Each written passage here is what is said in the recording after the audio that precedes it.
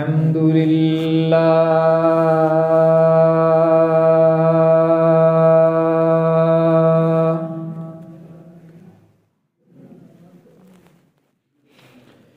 الحمد لله نحمده ونستعينه ونستغفره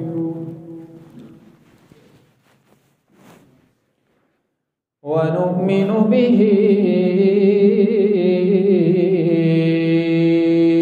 ونتوكل عليه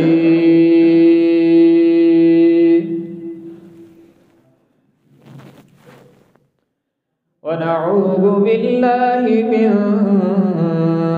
شرور أنفسنا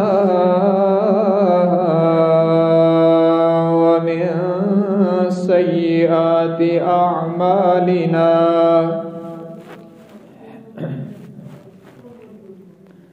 من يهده الله فلا مضل له ومن يضلله فلا هادي له ونشهد أن لا إله إلا الله وحده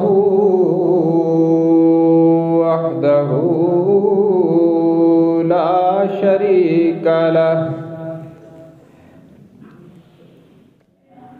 ونشهد أن سيدنا وسندنا وشفيعنا وقائدنا الأعظم وهادينا ومرشدنا ومأوانا وملجانا ومولانا محمدا عبده ورسوله أرسله بالحق بشيرا ونذيرا وداعيا إلى الله بإذنه وسراجا منيرا وصلى الله تعالى عليه وعلى آله وأصحابه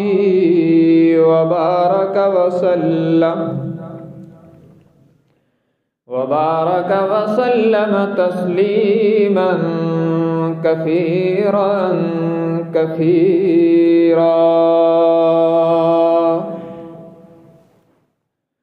أما بعد فأعوذ بالله من الشيطان الرجيم بسم الله الرحمن الرحيم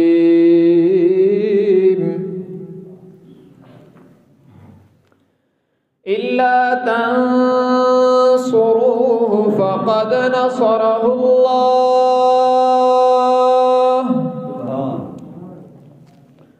إذ أخرجه الذين كفروا ثاني اثنين إذ هما في الغار إذ يقول لصاحبه لا تحزن إن الله معنا فأنزل الله سكينته عليه وأيده بجنود لم تروها وجعل كلمة الذين كفروا السفلى وكلمة الله هي العليا والله عزيز حكيم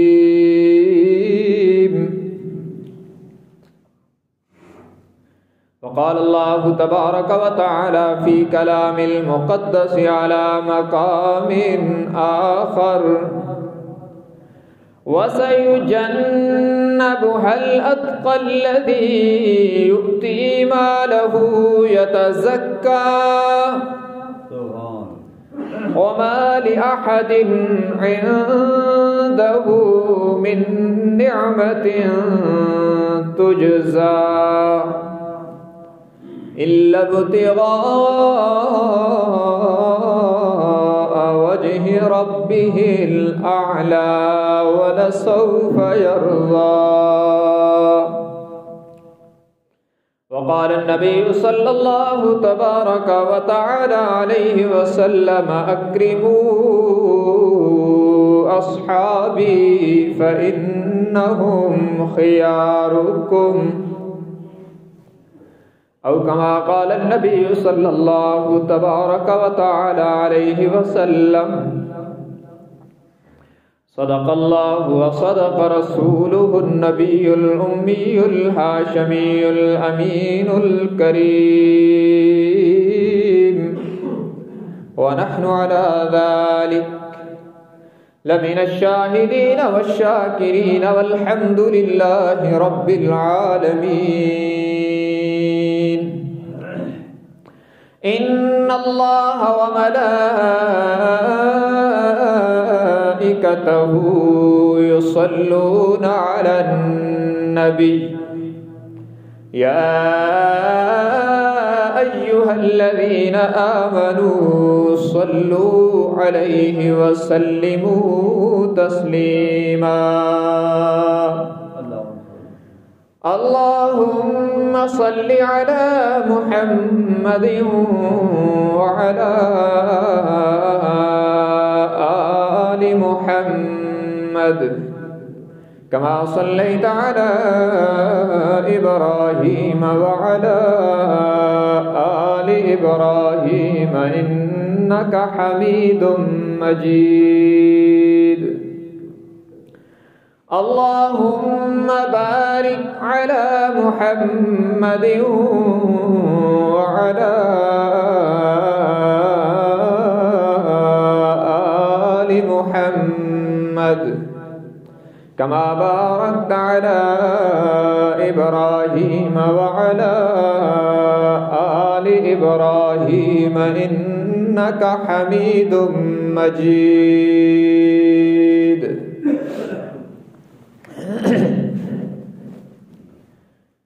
حاضرین گرامی قدر،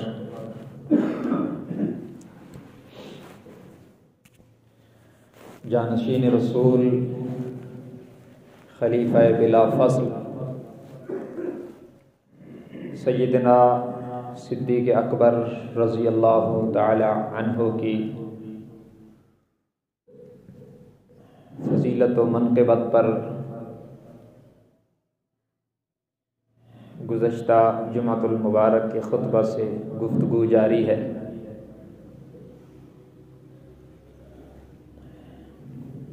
گزشتہ خطبہ میں سیدنا صدیق اکبر رضی اللہ تعالی عنہ کی 9 خصوصیات عرض کی گئی تھیں۔ آج خلیفہ اول کی زندگی میں ان کی کتاب زندگی میں جو رب العالمین نے سعادت کے حسین ابواب ترتیب دیے ہیں، ان میں سے چند ایک کا اور تذکرہ کریں گے۔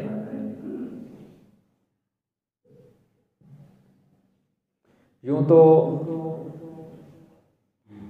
حضرت ابو بکر صدیق رضی اللہ تعالی عنہ کی پوری 63 سالہ زندگی سعادتوں سے بھری ہوئی ہے۔ ولادت سے لے کر وفات تک ان کی تمام زندگی میں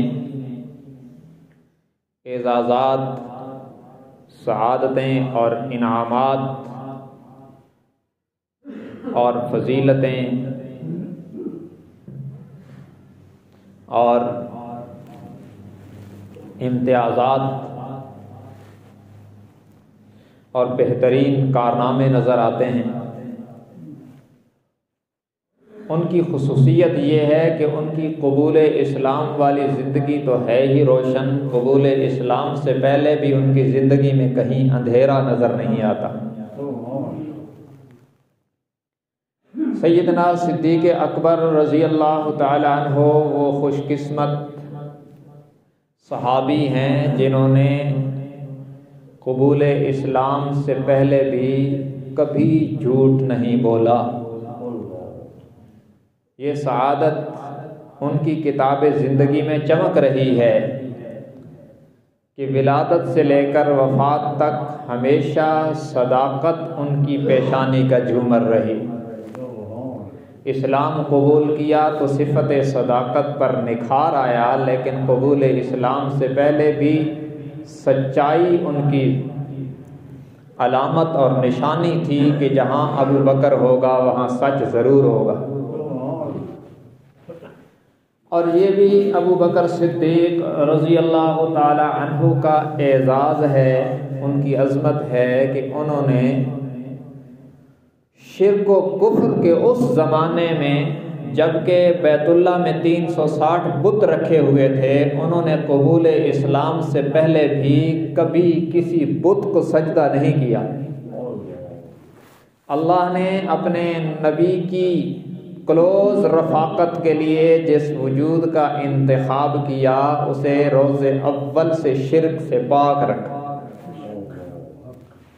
زمانہ جاہلیت میں بھی کبھی کسی بت کو سجدہ نہیں کیا، یہاں تک کہ باپ کی ترغیب کے باوجود بھی کبھی بت کو سجدہ نہیں کیا، اور باپ کے بت خانے لے جانے کے باوجود بھی کبھی کسی بت کو سجدہ نہیں کیا۔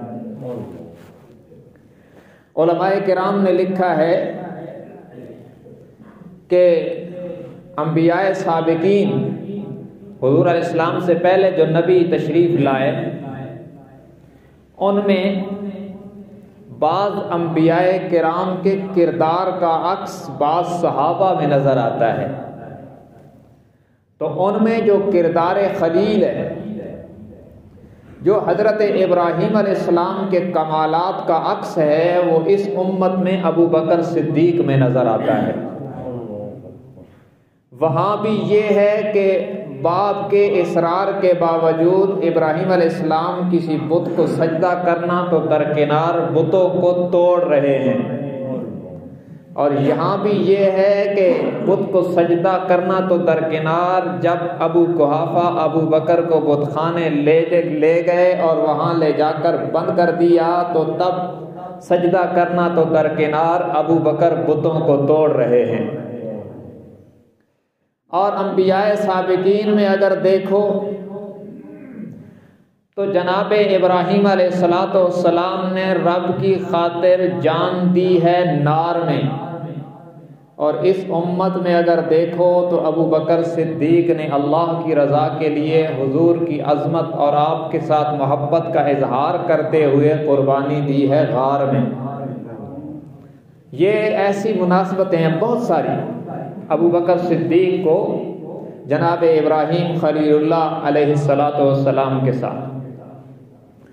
تو میں یہ عرض کر رہا ہوں کہ سیدنا صدیق اکبر رضی اللہ تعالیٰ عنہ وہ خوش قسمت انسان ہیں کہ قبول اسلام سے پہلے بھی ان کی زندگی میں سعادتیں تھیں، اور حضور اکرم صلی اللہ علیہ وسلم کے ساتھ بچپن کا یارانہ تھا، بچپن کی دوستی تھی، بچپن میں اکٹھا کھیلا اور لڑکپن میں اکٹھے رہے، جوانی میں اکٹھے رہے، اور یہی بات ہے کہ کانوں میں جب اعلان نبوت پڑا تو اگلے لمحے میں ابو بکر صحابی تھے۔ سیدنا صدیق اکبر رضی اللہ تعالی عنہ کا ایک اعزاز یہ بھی ہے کہ آپ نے آزاد بالغ مردوں میں سے قبول اسلام کی بنیاد رکھی ہے۔ دیکھیں، نیکی کی بنیاد رکھنا الگ نیکی ہے۔ کہتے ہیں نا فلاں بندے نے مسجد بنائی اب قیامت تک جتنے لوگ نماز پڑھیں گے جہاں ان کو ثواب ہوگا مسجد بنانے والوں کو بھی ثواب ہوگا، اس لیے کہ اس نے بنیاد رکھی۔ کسی نے کنواں کھدوا دیا، قیامت تک جتنے پیاسے پیاس بجھائیں گے، جتنی مخلوق پانی پیے گی، تو اس کنواں کھدوانے والے کو بھی ثواب ہوگا۔ کسی نے کسی کو ترغیب دے کر نمازی بنا دیا، تو قیامت تک جتنے وہ نماز پڑھے گا، جتنی وہ نمازیں پڑھے گا زندگی میں، جہاں اس کو ثواب ہوگا اس ترغیب والے کو بھی ثواب ہوگا۔ الدال علی الخیر کفاعلہ، نیکی کی رہنمائی کرنے والا ایسا ہے جیسے نیکی کرنے والا ہے، اور جس نے کسی نیکی کی بنیاد رکھی، قیامت تک اس نیکی کو جتنے لوگ کریں گے جہاں ان کو ثواب ہوگا اس بنیاد رکھنے والے کو بھی ثواب ہوگا۔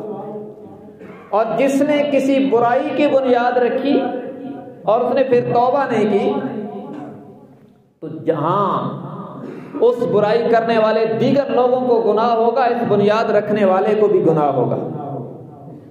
اس لیے حدیث میں ہے کہ دنیا میں جتنے ناحق قتل ہوتے ہیں، جہاں قاتل کو گناہ ہوتا ہے وہاں سب سے پہلے اس فعل بد کی بنیاد رکھنے والے قابیل کے کھاتے میں بھی وہ گناہ جاتا ہے کہ اس نے کائنات انسانی میں سب سے پہلا قتل کیا تھا۔ حضرت آدم علیہ السلام کا بیٹا تھا، قابیل نے اپنے بھائی حابیل کو دنیا میں سب سے پہلے قتل کیا تھا، قتل کی بنیاد رکھنے والا ہے وہ۔ تو اس امت میں بالغ آزاد مردوں میں ابو بکر قبول اسلام کی بنیاد رکھنے والا ہے، اور جناب نبی مکرم صلی اللہ علیہ وسلم نے ارشاد فرمایا،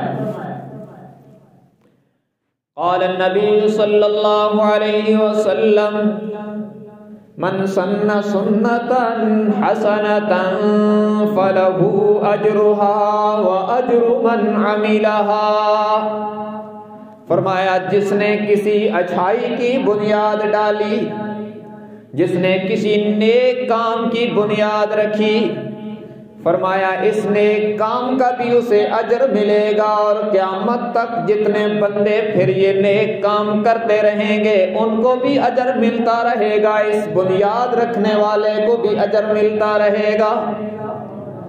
ابو بکر نے کائنات میں آزاد مردوں میں، بالغ آزاد مردوں میں، اس امت میں سب سے پہلے قبول اسلام کی بنیاد ڈالی۔ اب قیامت تک جتنے لوگ اسلام قبول کریں گے جہاں ان کو ثواب ملے گا اس نیک کام کی بنیاد رکھنے والے ابو بکر صدیق کے نام اعمال میں بھی یہ ثواب جاتا رہے گا۔ کتنا بڑا اعزاز ہے۔ اور قرآن کیا کہتا ہے سنو، اول مسلم ہونا قرآن اس کی ترغیب دیتا ہے، حضور کو حکم ہے۔ یہ 8واں پارہ ہے سورہ انعام کا آخری رکوع، فرمایا قل ان صلاتی ونسکی ومحیای ومماتی للہ رب العالمین لا شریک لہ وبذالک امرت وانا اول المسلمین۔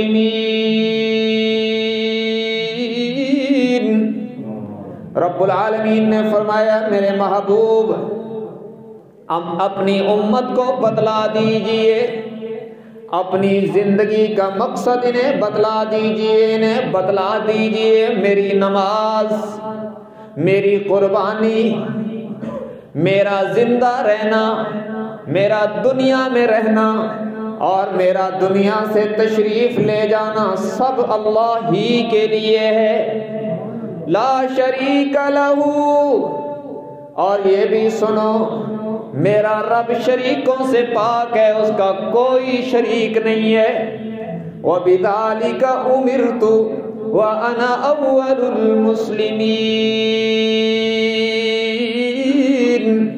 اور مجھے اس بات کا حکم ہے کہ میں سب سے پہلا مسلمان ہوں، میں سب سے پہلے رب کے سامنے سر تسلیم خم کر دوں۔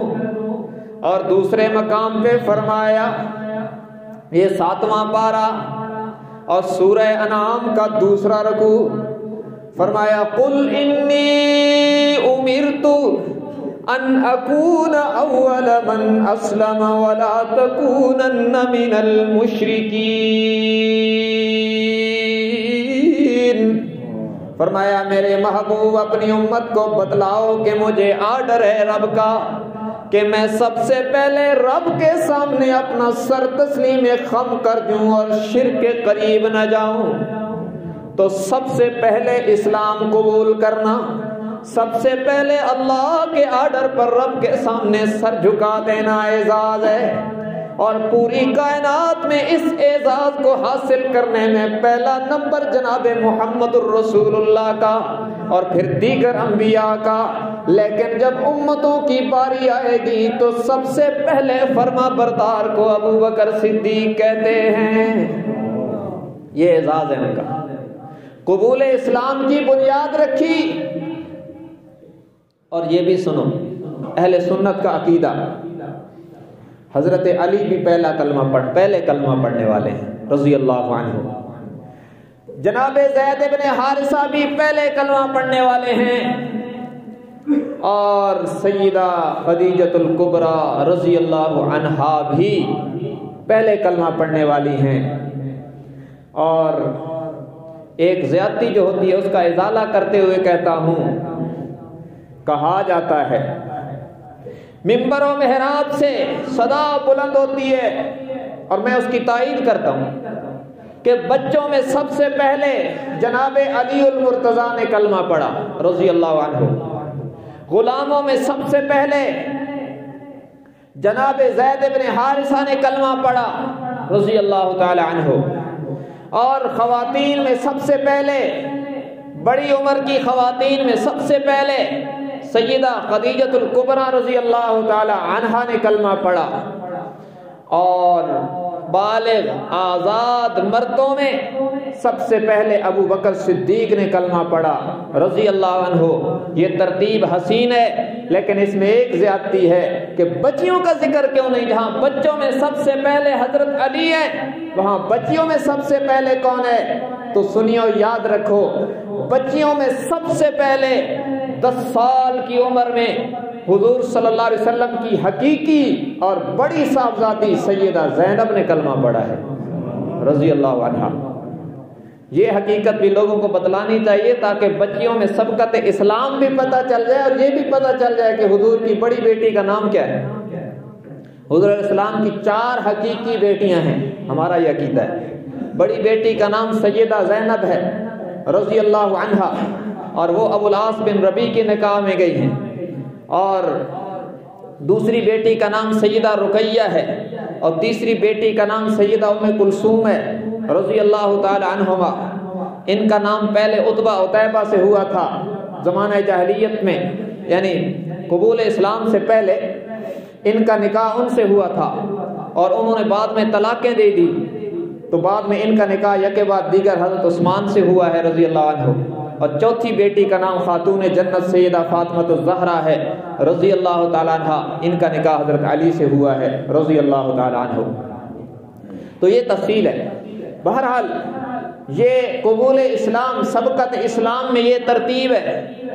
जिन्होंने बच्चों में सबसे पहले कलमा पढ़ा वो भी काबिल तारीफ, जिन्होंने गुलामों में सबसे पहले कलमा पढ़ा वो भी काबिल तारीफ, जिन्होंने ख़वातीन में सबसे पहले कलमा पढ़ा वो भी काबिल तारीफ, जिन्होंने बच्चियों में सबसे पहले कलमा पढ़ा वो भी काबिल तारीफ। लेकिन जिस शख्स के कलमा पढ़ने से मेरे नबी की कमर मजबूत हुई उसे अबू बकर सिद्दीक कहते हैं। हजरत अली ने कलमा पढ़ा, उनका एजाज है, लेकिन उनकी उम्र 6 साल है या ज्यादा से ज्यादा 10 साल है, बच्चे हैं। सैयदा खदीजतुल कुबरा रज़ी अल्लाह ताला ने कलमा पढ़ा, उनका एजाज है, लेकिन वो खातून हैं। घर के अंदर तो नबी को तसल्ली दे सकती हैं, बाहर ताउन नहीं कर सकती। हजरत ज़ैद इब्न हारिसा ने कलमा पढ़ा, लेकिन वो तो गुलाम है, उन बेचारों की बात कौन सुनता है। सैयदा ज़ैनब ने कलमा पढ़ा तो वो 10 साल की बच्ची हैं, वो बाहर क्या ताउन कर सकती हैं। कायनात में सबसे पहला अबू बकर है جس نے 38 سال کی عمر میں کلمہ پڑھا اور نبی کا ایسا تعاون کیا کہ تعاون کا حق ادا کر دیا۔ اور یہ لفظ میں اس لیے کہہ رہا ہوں کہ میرے آقا نے دنیا سے تشریف لے جاتے ہوئے فرمایا تھا نا کہ جس نے مجھ پر احسان کیا میں نے سب کے بدلے دے دیے ہیں، ابو بکر کے احسانات بقایا ہیں، اس کا بدلہ قیامت کو رب دے گا۔ تو اس لیے میں کہہ رہا ہوں ابو بکر نے ایسا تعاون کیا کہ تعاون کا حق ادا کر دیا۔ تو قبول اسلام میں سبقت اور قبول اسلام کی بنیاد ڈالنا یہ ابو بکر صدیق کا اعزاز ہے۔ اور اسی کے ساتھ ایک اور اعزاز بھی کہ کائنات میں تنہا ابو بکر ہے جس نے بلا توقف، بلا مہلت، بلا مطالبہ دلیل حضور کا کلمہ پڑھا ہے۔ یوں تو جس نے کلمہ پڑھا سارے قابل تعریف ہیں، لیکن کسی نے معجزہ دیکھ کے پڑھا اور کوئی اخلاق سے متاثر ہو کر اسلام کے حلقے میں آیا، اور کسی کے لیے غلاف کعبہ کو پکڑ کے دعائیں مانگنا پڑی، کوئی قرآن سن کے آیا، کوئی دلیل دیکھ کے آیا، کوئی معجزہ دیکھ کے آیا۔ کائنات میں منفرد اعزاز ابو بکر صدیق کا ہے کہ ایک لمحے میں حضور کی دعوت ابو بکر صدیق کے کانوں میں پڑی کہ میں اللہ کا نبی ہوں، تو اگلے لمحے ابو بکر صحابی تھا رضی اللہ عنہ۔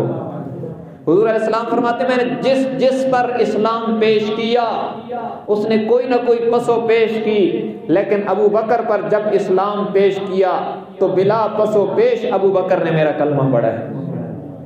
یہ اعزاز بھی ان کا ہے کہ بلا تردد فوراً کلمہ پڑھ لیا اور فوراً نبی کی تصدیق کی، اور اشہد ان لا الہ الا اللہ و اشہد انک رسول اللہ کی صدائیں بلا توقف ابو بکر صدیق رضی اللہ تعالیٰ عنہ کی مبارک زبان پہ آئی اور انہیں صحابی ہونے کا اعزاز ملا ہے۔ اور پھر یہ اعزاز بھی ابو بکر کی زندگی کی کتاب میں چمک رہا ہے کہ انہوں نے نبی کے بعد سب سے پہلے دعوت و تبلیغ کا کام کیا۔ یہ اعزاز کوئی کم ہے؟ دعوت و تبلیغ کا کام سب سے پہلے حضور نے کیا اس امت میں۔ یوں تو سارے نبیوں نے کیا، لیکن آخری نبی خاتم النبیین جناب محمد الرسول اللہ صلی اللہ علیہ وسلم نے دعوت دی ابو بکر کو۔ ابو بکر نے کلمہ پڑھنے کے فوراً بعد اس دعوت کا آغاز کر دیا۔ دعوت اور تبلیغ کا اس امت میں بانی ہے ابو بکر صدیق، اور اس دعوت کے نتیجے میں کون آیا ہے یہ بھی ذرا توجہ کیجیے۔ کہتے ہیں نا کہ مولانا طارق جمیل صاحب بڑے قیمتی آدمی ہیں، بڑے بڑے لوگوں کو اس کام پہ لگایا، ہم قدر کرتے ہیں، گلوکاروں کو داعی بنا دیا، قابل قدر ہے، اور فلاں عالم بڑے قیمتی آدمی ہیں، ان کی تقریر سن کر اتنا پکا کافر تھا مسلمان ہو گیا، اچھی بات۔ میں آپ کو بتلاؤں ابو بکر بہت قیمتی آدمی ہے، اس کی دعوت پر جو لوگ آئے ہیں ان کے کارناموں پر اسلام بھی ناز کرتا ہے۔ کون آئے ہیں؟ دیکھو اس کائنات میں، اس زمین پر اور آسمان کے نیچے 10 خوش قسمت لوگ ہیں جن کو ایک مجلس میں نام لے لے کر حضور نے فرمایا یہ جنتی ہیں صلی اللہ علیہ وسلم۔ وہ کون ہیں؟ ان کو کہتے ہیں عشرہ مبشرہ، ہمیں نام یاد ہونے چاہیے۔ 4 خلفاء ہیں، حضرت ابو بکر صدیق، حضرت ابو بکر کا نام عبداللہ، لقب کنیت ابو بکر، لقب صدیق اور عتیق ہے، والد کا نام ابو قحافہ عثمان ہے، پہلے یہ ہے۔ دوسرے حضرت عمر ابن خطاب، تیسرے حضرت عثمان ابن عفان، چوتھے جناب علی المرتضیٰ، اور پانچویں اور چھٹے حضرت طلحہ زبیر، حضرت عبد الرحمن ابن عوف اور حضرت ابو عبیدہ ابن الجراح، حضرت سعد ابن ابی وقاص اور حضرت سعید ابن زید رضی اللہ تعالی عنہم اجمعین۔ یہ 10 وہ خوش نصیب ہیں جن کو ایک مجلس میں نام لے لے کر حضور نے فرمایا یہ جنتی ہیں۔ یہ 10 خوش نصیب ہیں جن کو دنیا میں نام لے کر میرے آقا نے جنتی فرمایا ہے۔ ان 10 میں سے 6 وہ ہیں جو ابو بکر صدیق کی دعوت پر اسلام لائے ہیں۔ ان میں حضرت عثمان بھی ہیں۔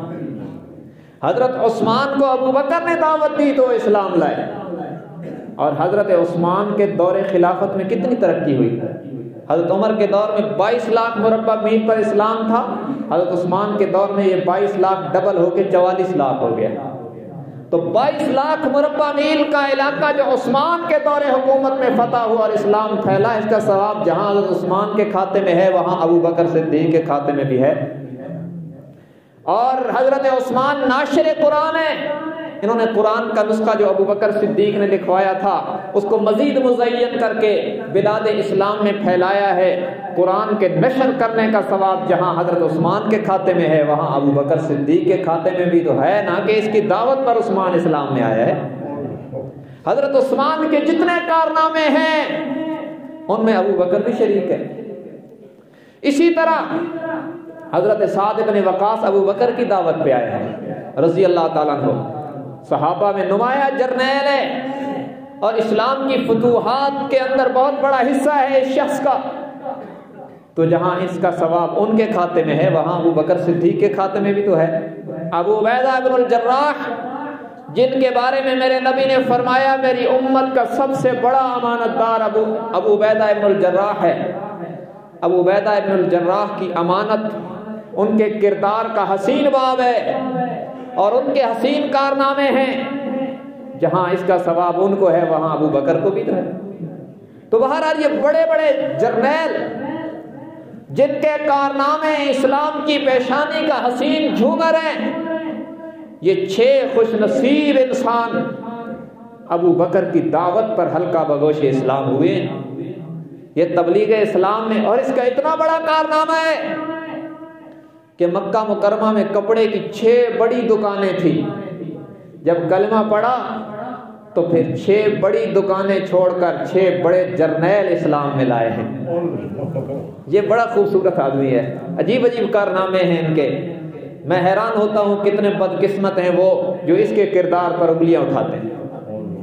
اتنا روشن کردار آدمی، یہ ان کا کارنامہ ہے کہ سب سے پہلے آئے اسلام میں اور سب سے پہلے نبی کے بعد تبلیغ کی بنیاد ڈالی، قبول اسلام کی بنیاد بھی ان کے حصے میں، بلا دلیل کلمہ پڑھنے کا اعزاز بھی ان کے حصے میں، اور نبی کے بعد امت کو تبلیغ کرنے کا اعزاز بھی ان کے حصے میں، اور ہر اہم ترین واقعہ میں نبی کی تصدیق کا اعزاز بھی ان کے حصے میں۔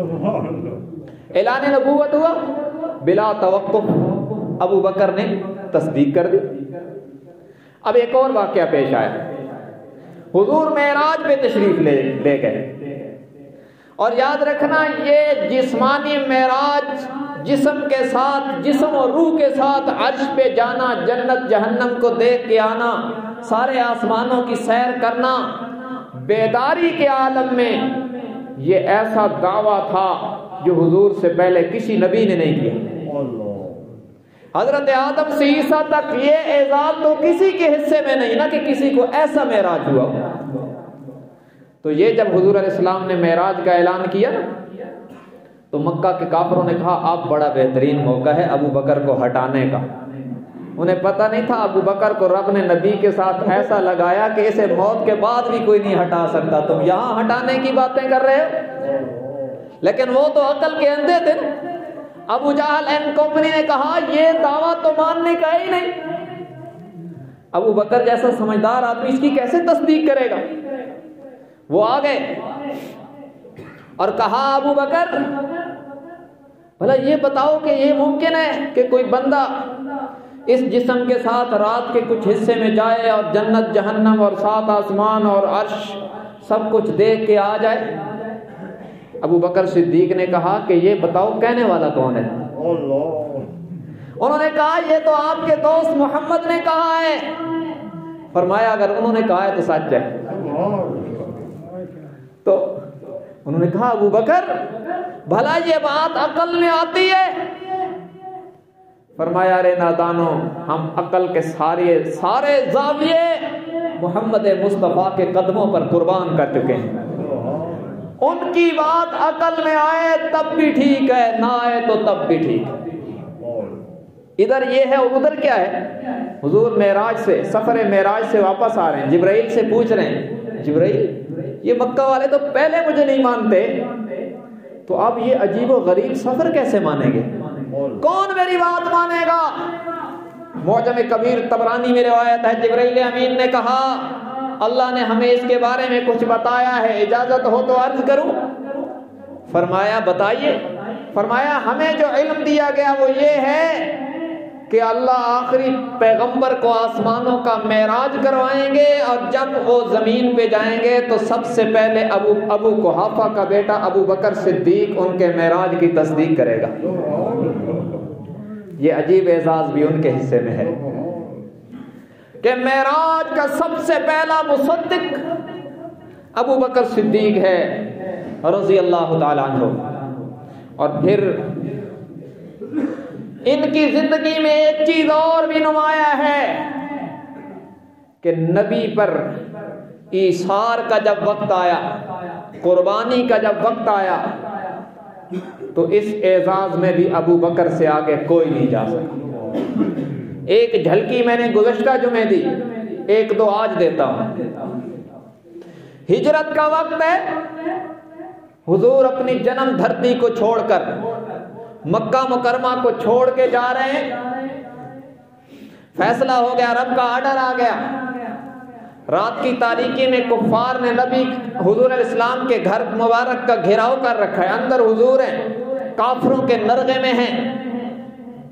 اب اللہ تبارک و تعالیٰ کا یہ دستور رہا کہ جب نبی پر کفار نے گھیرا تنگ کیا تو اللہ نے غیبی نصرت کے انتظامات کیے. دیکھیں نا، ابراہیم پر گھیرا تنگ ہے، نار میں ڈال دیا تو اللہ نے نار کو گلزار بنا دیا. اسی طرح حضرت موسیٰ پر گھیرا تنگ ہے، پیچھے فوج، آگے سمندر دریا کی موج، تو رب نے کہا لاٹھی مارنا آپ کا کام، راستے دینا ہمارا کام. حضرت عیسیٰ پہ گھیرا تنگ ہے، بند کمرے میں ہے اور چاروں طرف دشمن آ گیا قتل کے لیے، تو اللہ نے چھت کو پھاڑ کر اوپر اٹھا لیا اور دشمن کو پتہ بھی نہیں ہے کہ کہاں گئے. یہ انتظامات قدرت ہیں. لیکن ابو بکر کی قسمت کے کیا کہنے ہیں؟ سابقہ نبیوں پر گھیرے تنگ ہوئے، اللہ نے اپنی مدد کی اور عجیب طرح کے انتظامات کیے. کہیں نار کو گلزار بنایا، کہیں دریاؤں سمندروں میں راستے بنائے، کہیں کمرے سے اوپر اٹھایا. اور جب آخری پیغمبر پر گھیرا تنگ ہوا، رب نے کہا میرے محبوب یہ سارے تلواریں اٹھا کے کھڑے ہیں، مٹی پھینکنا آپ کا کام ہے، ان کو اندھا کر دینا میرا کام ہے، یہ آپ کا گھیرا تنگ ہے، میری طرف سے فیصلہ ہے آپ کا، صدیق کے در پہ جانا آپ کا کام ہے، ساری مشکلیں آسان کر دینا ہمارا کام. ادھر سے حضور نکل گئے اور مٹی پھینکی اور سارے اندھے ہو گئے، نظر ہی کسی کو نہیں آیا. اور حضرت علی کو بستر پہ سلا گئے اور کافر صبح تک علی کو نبی سمجھتے رہے. اور آج بھی کچھ وہ ذریت ہے جو علی کو نبی سمجھتے ہیں، پر علی علی ہے، نبی نبی ہے، خدا خدا ہے، مصطفیٰ مصطفیٰ ہے، مرتضیٰ مرتضیٰ ہے. ہر ایک کا اپنا درجہ ہے، اللہ سمجھنے کی توفیق دے. تو وہ صبح جب ہوئی نا، دیکھا یہ تو علی ہے، نبی نہیں ہے.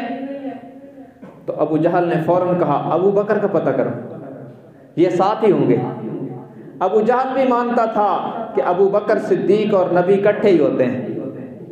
اتنا بڑا کافر تھا لیکن نبی اور صدیق کی رفاقت کو وہ بھی مانتا تھا. تو نبی صدیق کے در پہ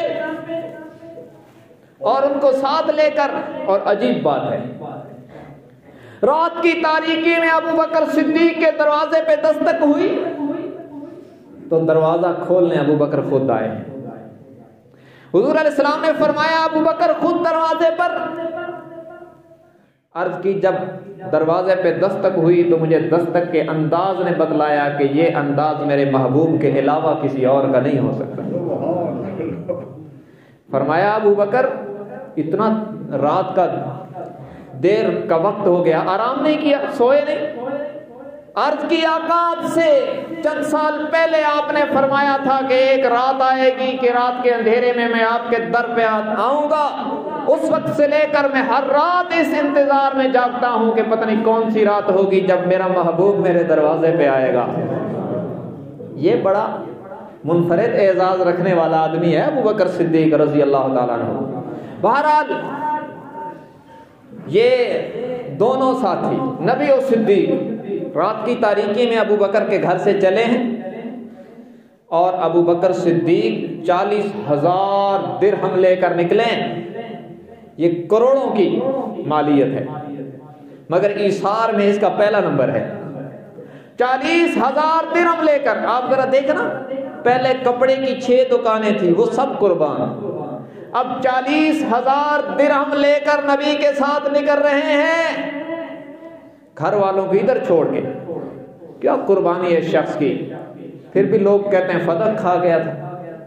40,000 درہم لے کر نبی کے ساتھ ہے۔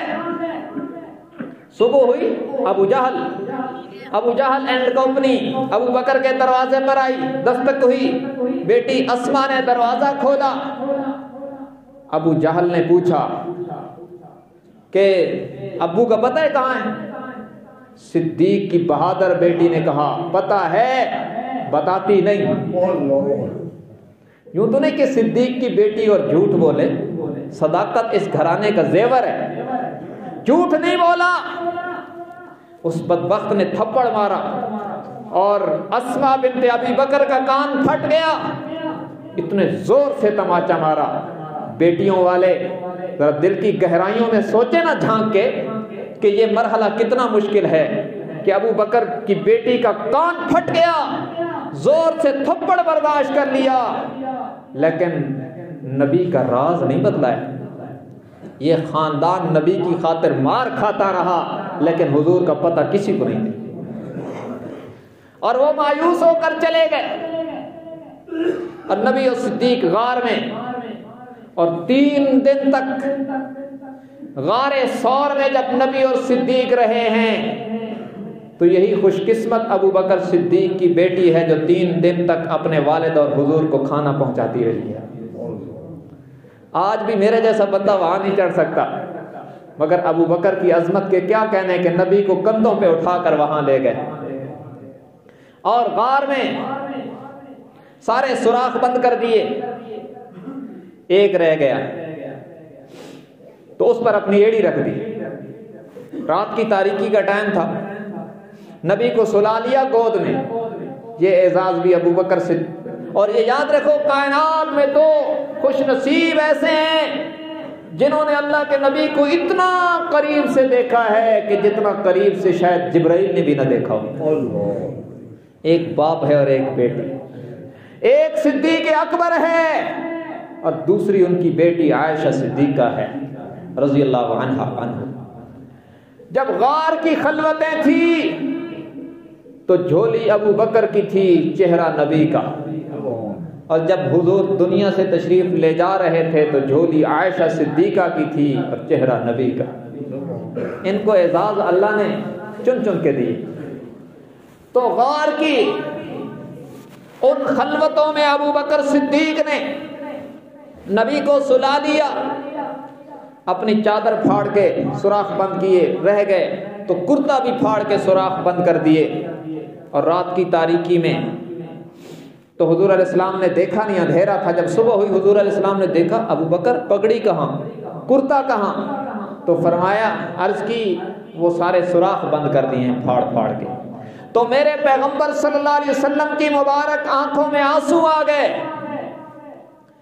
اور فرمایا، اللہم انی رضیت عن ابا بکر فرضا، اے الہ العالمین میں فرش پر ابو بکر سے راضی ہو گیا ہوں، عرش سے تو بھی اس سے راضی ہو جا۔